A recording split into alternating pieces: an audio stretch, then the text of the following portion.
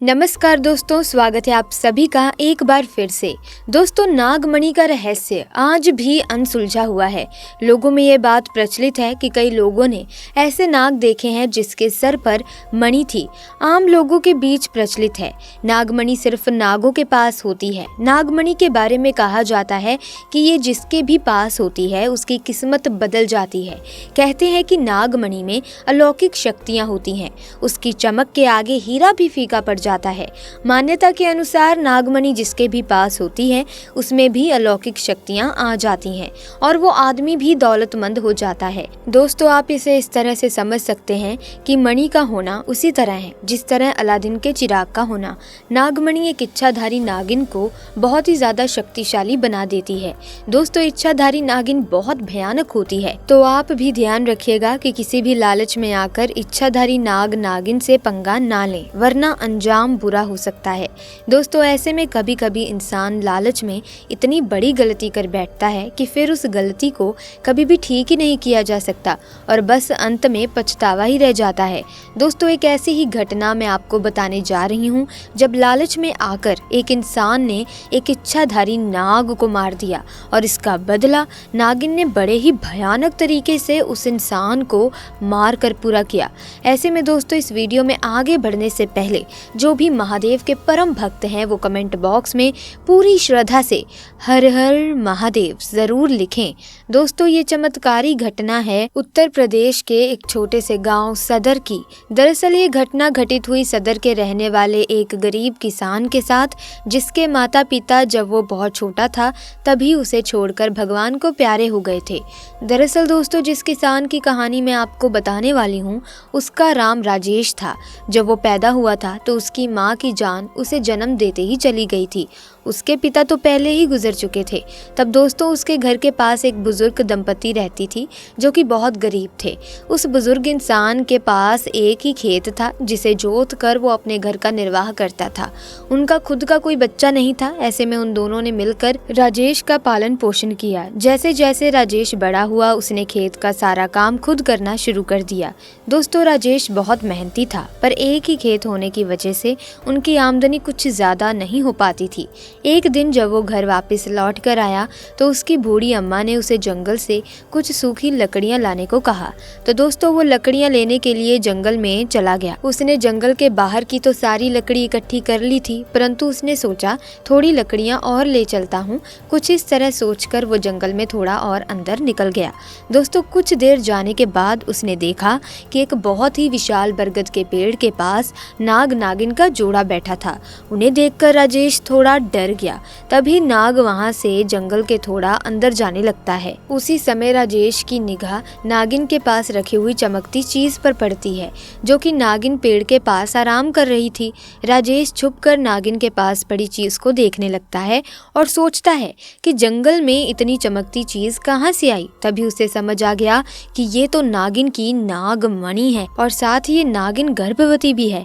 परंतु दोस्तों, राजेश की हिम्मत नहीं होती कि वो उस चीज को जाकर उठा ले, क्योंकि नागिन वहीं पर थी। उस दिन तो राजेश अपने घर चला जाता है, पर सारी रात वो उसी नागमणि के बारे में सोचता रहता है। तभी उसे अपने दोस्त की बताई बात ध्यान में आती है कि यदि हम नाग के मुंह की तरफ तेजी से गोबर मारे तो वो बेहोश हो जाता है। तो अब दोस्तों, राजेश ने सोचा जब नागिन अपने बच्चे को जन्म देगी तभी वो नाग को मारकर नागमणि चोरी कर लेगा। अब राजेश रोज अपने खेत का काम निपटाकर जंगल में उसी जगह गोबर लेकर पहुंच जाता था जहां पर वो नाग नागिन रहा करते थे।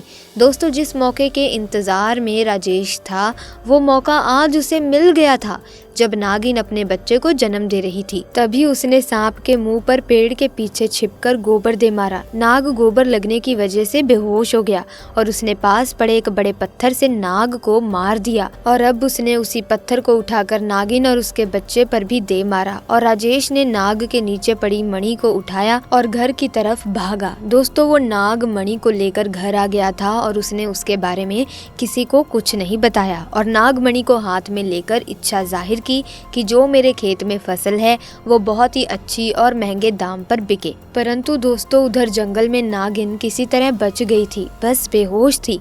जब उसे होश आया और उसने अपने बच्चे और नाग को मरा देखा तो नागिन बेबस हो गई थी। पर दोस्तों नागिन ने नाग की आंखों में कातिल का चेहरा देख लिया था।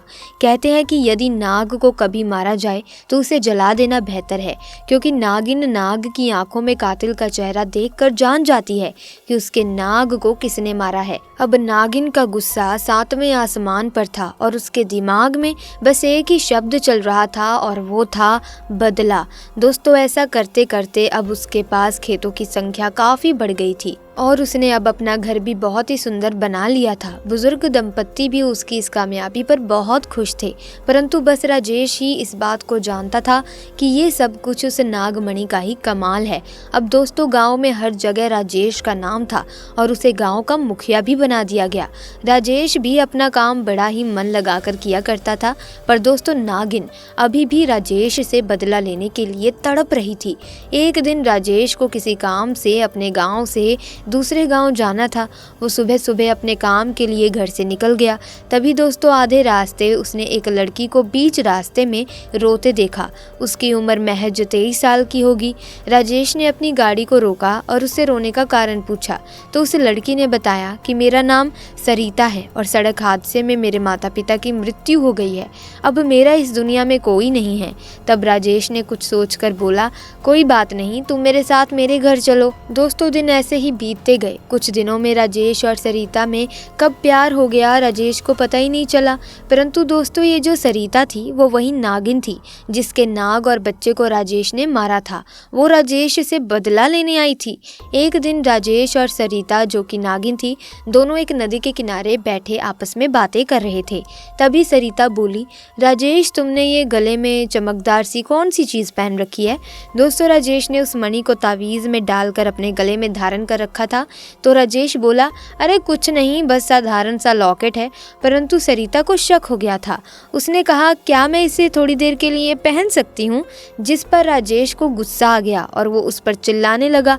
तभी सरिता वहाँ से उठकर चल दी, लेकिन राजेश ने पीछे से आवाज़ देकर कहा कि चलो ठीक है पहन लो, पर थोड़ी देर में मुझे वापस कर देना। दोस्तों जैसे ही सरिता ने उस नागमणि को धारण किया वो अपने असली और भयानक रूप में वापस आ गई, क्योंकि दोस्तों वो बगैर मणि के केवल अपना रूप बदल सकती थी। परंतु अब उसके पास मणि थी। उसने राजेश को सारी घटना याद करवाई कि कैसे तुमने मेरा घर संसार मुझसे लूट लिया था और आज मैं तुम्हें नहीं छोड़ूंगी। और दोस्तों नागिन ने राजेश को डस डस कर मार डाला। अब नागिन का बदला पूरा हो चुका था। वो वापस जंगल में उसी पेड़ वाले स्थान पर वापस चली गई। इसीलिए दोस्तों हमें कभी भी किसी चीज़ की लालच में आकर कोई भी ऐसा कदम नहीं उठाना चाहिए जिससे आपकी ज़िंदगी तबाह हो जाए, और नाग नागिन से पंगा तो लेना ही नहीं चाहिए।